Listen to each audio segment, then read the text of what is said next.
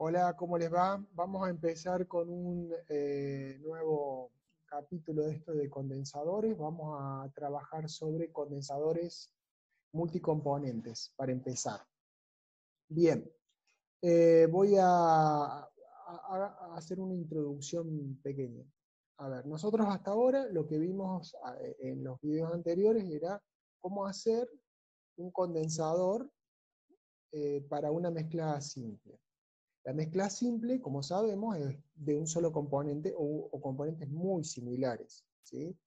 Pueden ser isómeros. En ese caso, la variación del punto de ebullición, o sea, la variación producto de la condensación en la temperatura, no cambia. Entonces, podemos establecer un valor de temperatura y ese valor se va a mantener en el tiempo. Eso es lo que veíamos anteriormente en los videos anteriores, ¿sí? Cuando hablamos de condensación multicomponente, estamos hablando de una mezcla de distintos componentes. Esos mezclas de distintos componentes, que ustedes ya vieron en fisicoquímica, tienen particularidades. ¿Cuáles son las particularidades? Bueno, la primera particularidad que tiene es que su punto de ebullición cambia a medida que se transcurre la condensación. ¿Por qué cambia? Y bueno, porque los componentes más pesados inicialmente son los que van a condensar y después lo van a hacer los componentes más livianos. En la proporción en que estén estos componentes dentro de la mezcla, la curva de condensación va a cambiar. Ese es a nivel del cálculo de un intercambiador o un condensador, perdón, es la principal diferencia. Y por eso es importante que es donde vamos a centrarnos, ya que, por ejemplo, en un condensador parcial de una mezcla simple, no había mucha historia, era solamente regular el área superficial para que una parte del condensador no se condensara, ¿sí? Una parte de la mezcla que entraba al condensador no se condensara. En cambio aquí, la fracción de componentes, o sea, la fracción molar, cambia a medida que ese vapor se va condensando. Con lo cual, a medida que se va desarrollando ese equipo, va cambiando la composición y va cambiando la temperatura también. Con lo cual, nos vemos necesariamente introducidos a poder calcular esa mezcla, hacer un análisis de la mezcla e ir viendo cómo se desarrolla esa mezcla a medida que voy condensando. Y eso es un tema bastante, digamos, que nos va a llevar mucho tiempo. En realidad, como les decía, los equipos de intercambio de calor para condensadores, para calcularlos necesitamos básicamente mucho cálculo físico-químico y después está, una vez que lo resolvimos a la mezcla de la físico-química, sacando los componentes, viendo los componentes cómo varían en función de la temperatura, una vez que definimos todo eso, procedemos con el cálculo de la misma forma, el cálculo térmico, de la misma forma que lo hacíamos antes. Entonces, en la parte térmica no hay tanta diferencia, en realidad no hay diferencia, lo que sí hay diferencia es en la parte fisicoquímica que se agrava, ¿sí? Dicho esto, yo les voy a compartir pantalla y vamos a ver un poco lo que son curvas de condensación, ¿sí? Bien, vamos a presentar. Perdón. Bien, una curva de condensación normal es la parte superior de la curva, donde ingresa un vapor saturado y termina desarrollándose hasta el final, donde se termina la condensación.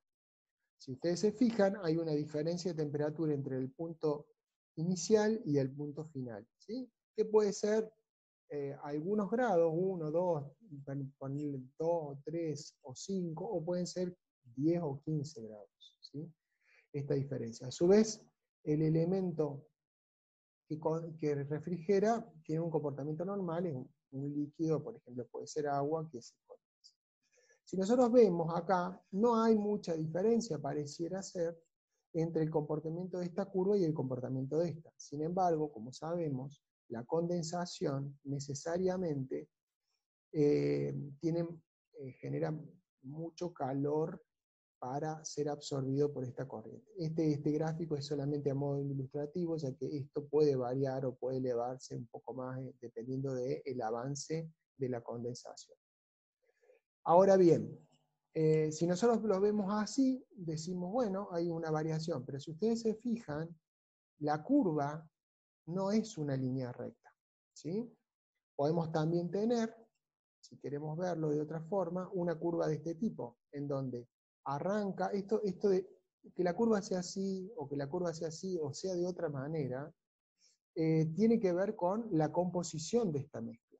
Es decir, a lo mejor acá aparentemente hay una composición, en principio, por como marca, de un poco más de, porque hasta aquí hay poca variación de temperatura, si se fijan, hay poca variación hasta aquí de temperatura, y después la pendiente se hace más pronunciada, y esto indica que hay mucha variación de temperatura. ¿Por qué puede haber mucha variación de temperatura? Y bueno, porque a lo mejor en esta parte hay algunos componentes pesados que tienen una proporción importante, entonces mantienen su temperatura, resisten a la variación de temperatura, y después cuando empiezan a entrar en mayor proporción los componentes más livianos, empieza a caer la temperatura, y hay acá una variación o algunos componentes livianos que empiezan a ser preponderantes, y entonces empieza a bajar la temperatura para producir la condensación, ¿sí?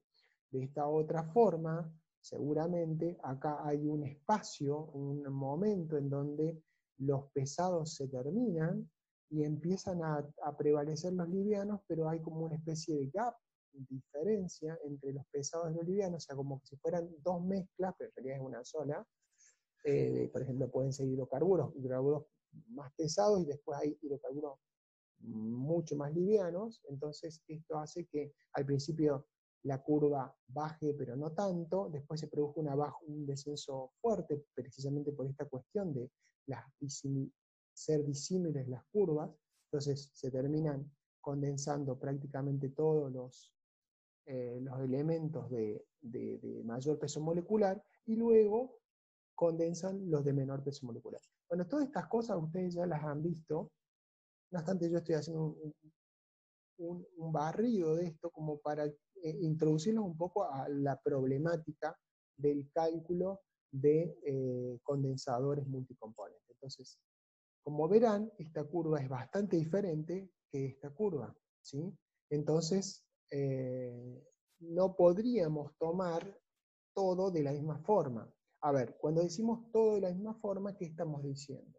Y bueno, estamos diciendo que cuando nosotros nos ponemos a trabajar con estas curvas para poder resolver un condensador multicomponente, tenemos que tener algo en claro. Nosotros cuando hacíamos intercambiadores de calor comunes, teníamos curvas que tenían esta performance, o sea, casi eran unas rectas, ¿sí? O subían un poco, todo, pero iban recto, y después, por ejemplo, si había un cambio de sentido, giraban en este sentido y subían, pero eran líneas rectas. Con lo cual, cuando nosotros tomábamos el equipo completo, ¿qué hacíamos? ¿Se acuerdan? Las propiedades las sacábamos como propiedades medias. Entre el punto inferior y el punto superior hacíamos la diferencia y sacábamos el promedio. Entonces sacábamos las propiedades en el punto medio. ¿Por qué? Porque podíamos establecer perfectamente que acá había una variación de temperatura, y por lo tanto las propiedades desde este punto a este punto tenían una relación lineal. Por eso es que podíamos hacer la temperatura media, sacábamos el valor de conductividad, Cp, y en ese valor de conductividad, Cp, viscosidad, podíamos estimar que entre este punto y este punto el comportamiento era lineal, ¿sí? Acá, o acá, ese comportamiento no se puede tomar como lineal tampoco. ¿Por qué? Porque independientemente de la forma de la curva, nosotros acá tenemos variaciones de propiedades. ¿Por qué? Y bueno, porque nosotros tenemos, por ejemplo, 4 componentes, empiezan a condensar más que todo los primeros, los más pesados, digamos, y después, a medida que voy avanzando en este camino, se termina uno de los componentes, por ejemplo, o baja muchísimo su proporción, otro de los componentes, el que sigue a continuación, empieza a condensar, después vendrá otro y después así sucesivamente, o mezcla de ellos que se está condensando en simultáneo. Pero la proporción de ese vapor que va condensando es diferente. Es diferente. Entonces, no puedo tomar una propiedad media de la mezcla porque las propiedades van cambiando, porque ya las proporciones van cambiando. Si ustedes vieron en fisicoquímica, para sacar una propiedad media, tenía que ver con la proporción que tenía cada uno de los componentes de una mezcla multicomponente. Por lo tanto, eso va cambiando. Y como va cambiando, lo tengo que tener en cuenta, porque de lo contrario, estoy haciendo una simplificación que puede llevar a errores, ¿sí? Otra de las cosas a tener en cuenta, por ejemplo, si nosotros tenemos esta curva, tenemos una mezcla multicomponente. Nosotros lo que tenemos es, por ejemplo, en este caso, una línea recta. Entonces, si nosotros hacemos, por ejemplo, aquí y aquí, o sea, hacemos el delta t medio logarítmico, el delta t medio logarítmico va a tomar en cuenta esta diferencia, y la va a hacer como líneas rectas, ¿sí? Lo mismo que acá, va a tomar esta diferencia, va a tomar esta diferencia, y va a tomarla como una línea recta, pero esto no es una línea recta. Con lo cual, el delta t medio logarítmico, dependiendo de dónde estemos tomando, puede cambiar, es decir, no es el mismo delta t medio. ¿Para qué lo usábamos el delta t medio logarítmico? Y bueno, lo usábamos para sacar, acuérdense, Q, MCP delta t logarítmico, ¿sí? O U por A por delta t medio logarítmico. Perdón, U por A por delta t medio logarítmico. Si es U por A por delta t medio logarítmico, entonces necesariamente, ese delta t medio logarítmico tiene que ver con la transferencia de calor. Y si el delta t medio logarítmico, por ejemplo, aquí tengo este salto, y si lo tomara acá, por ejemplo, el salto es bastante mayor que acá, pero es mucho mayor que acá. Entonces, ¿qué estoy diciendo con esto? Que el delta t medio logarítmico varía en función de la parte del intercambiador en donde se está produciendo esa condensación. No es lo mismo, ¿sí? En este caso también, o sea, yo acá tengo un salto de temperaturas, ¿sí? De la temperatura de la corriente fría y el inicio de condensación, que se mantiene más o menos por acá, pero acá, por ejemplo, es diferente, acá es diferente ese delta T, acá es diferente, ¿sí? Esas variaciones, ¿sí? No pueden ser tomadas, aparte de la variación de las propiedades de la mezcla, no pueden ser tomadas como algo y supuestas como si fuera una línea recta, ¿sí? Por ejemplo, si nosotros hiciéramos una línea recta, podríamos hacer esto, ¿sí? Esto sería una línea recta en una condensación de ese tipo, ¿sí? Supónganse en este caso, condensan algunos, después nota que hay un componente mayoritario que condense, que tiene mucha diferencia respecto al final de la condensación, y después termina condensando algún otro que tenga menor proporción. En este caso, si yo lo tomara como una línea recta y le hiciera delta t medio logarítmico, tendría que tomar esto. Y toda esta parte, o esta parte que es superior, no la estoy considerando, ¿sí? No estoy teniendo en cuenta esa situación.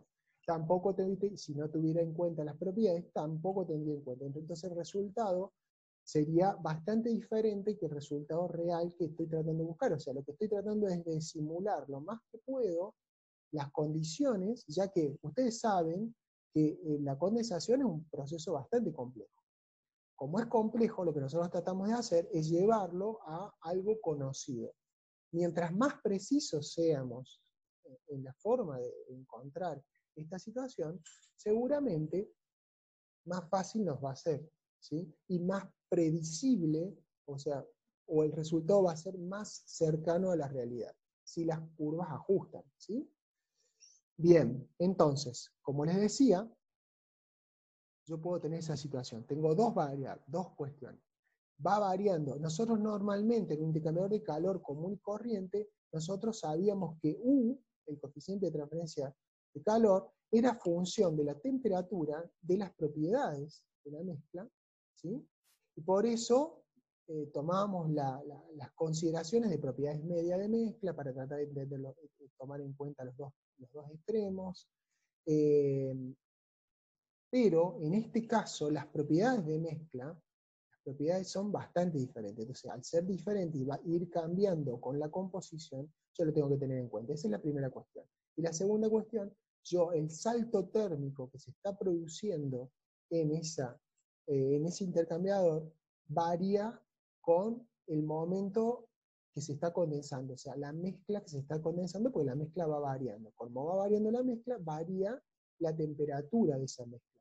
Y al variar la temperatura de la mezcla, yo no la puedo subestimar pensando que tiene un comportamiento de tipo rectilíneo o lineal, ¿sí? Esas son las razones básicas de por qué cambia a partir de, ahora vamos a empezar a ver, cómo cambia el cálculo en una mezcla, o mejor dicho, en una condensación de un solo componente, o sea, un vapor simple. No hay variación de temperatura, o sea, no se producen estas perturbaciones. Pero sí, en un multicomponente sí se producen perturbaciones. Estos ejemplos están hechos como exagerando, ¿no?, el movimiento, pero como para que tengan una idea de la necesidad que hay de tener en cuenta estas dos condiciones.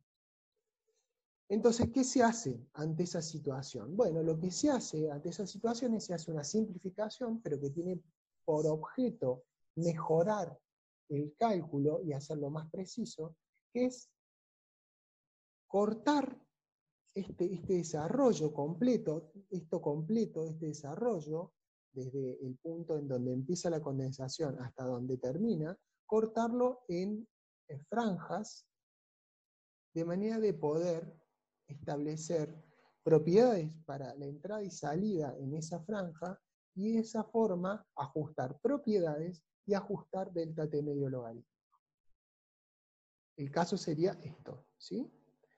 ¿Por qué hago cortes en franja? Bien, primero, porque de esta forma, al hacer cortes en franja, yo tengo una temperatura inicial y puedo calcular las propiedades acá. También tengo una temperatura del primer intervalo, fin del primer intervalo, que puedo calcular las propiedades acá, ¿sí? Podría calcular las propiedades medias entre este punto y este punto, pero acá también puedo calcular la composición de la mezcla, con lo cual puedo calcular todas las propiedades, o sea, puedo tirar acá, saber aquí esta temperatura, cuál es la composición de la mezcla, y si yo sé la composición de la mezcla, puedo saber las propiedades de la mezcla. Entonces tengo una variación que puedo, sí, entre este punto y este punto, como es más reducido, no tiene toda esta trayectoria, podría considerarlo como que tiene una variación lineal entre este punto y este punto, poder sacar una propiedad media de mezcla entre este punto y este punto, pero no entre este punto y este punto. A su vez, como yo estoy cortando más la curva, la variación entre este punto y este punto de temperatura, más o menos puedo, sin hacerlo tan grave, considerarlo como una variación de tipo lineal y poder ajustar el delta T medio logarítmico entre este punto y este punto. No debería, y de hecho acá fíjense, la línea está un poco más abajo que esta línea real, pero es relativamente poco. No es esta situación, ¿sí? Es una situación intermedia. Acá prácticamente es lo mismo, acá prácticamente es lo mismo, y acá también, ¿sí? Con lo cual, yo al cortar en franjas, lo que estoy haciendo es mejorando la situación del cálculo, de manera que pueda hacerlo por franja. ¿Qué es lo que se hace básicamente? Bueno, se hace el estudio de toda la mezcla esta, se cortan en rodajas, digamos, como si fueran rodajas del equipo, y luego que se hace eso, se calculan las propiedades, se resuelven las propiedades, se calculan los delta T medio logarítmico para cada una de estas rodajas, y se calcula el área de transferencia para cada una de las áreas. De esta forma, yo lo que estoy tratando de hacer, o lo que logro hacer, es calcular y después sumar áreas y me da el valor del condensado. De esa forma es como se procede en el cálculo. Por eso es que un equipo son en realidad como si fueran varios equipos, nada más que después los sumo, ¿no? Y hago un solo equipo. Esto que nosotros estamos haciendo, o esta lógica que estamos aplicando, normalmente está bien, pero, digamos, nosotros estamos haciendo una simplificación. ¿Por qué estamos haciendo simplificación? Porque el proceso de condensación dentro del equipo no es tan así. No obstante, se sabe que haciendo estas simplificaciones, con curvas adecuadas, los ajustes son más o menos buenos, ¿sí? ¿Qué significa esto, por ejemplo? El proceso en sí de condensación, normalmente cuando choca el vapor en los tubos, por ejemplo, si es por la carcasa, ¿no? Choca el vapor, seguramente va a haber condensación. Pero también no solo va a haber condensación de vapor, sino que también va a haber reevaporación de parte de eso, ¿sí? Porque viene más vapor caliente y a lo mejor una parte de eso se reevapora y se vuelve a condensar más adelante, con lo cual el proceso no es tan simple como lo estamos haciendo. ¿Qué es lo que hacemos nosotros en ingeniería? Normalmente un problema complejo lo tratamos de llevar a una situación y tratar de cerrar en una situación lo más simple posible. De esa forma logramos poder calcularlo con una cierta precisión y no tener tantos inconvenientes, ¿sí?